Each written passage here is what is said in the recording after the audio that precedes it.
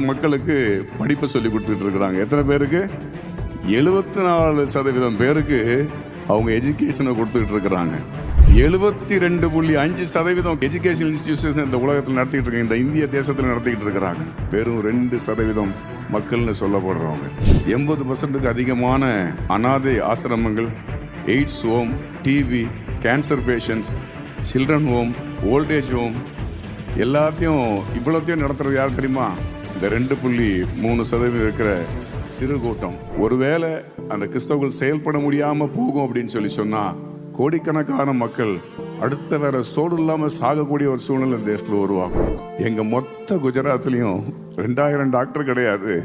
ஆனா தமிழ்நாட்டில் ஒரே ஒரு ஆஸ்பத்திரிக்குள்ள 2300 டாக்டருக்கு மேல வச்சு ஒரு சாம்ராஜ்யமே நடந்துட்டு இருக்கு. இது தியாகம்னு நான் சொல்ல வரல, இது கடமைன்னு எங்களுக்கு ஆண்டவர் சொல்லியிருக்கிறாரு.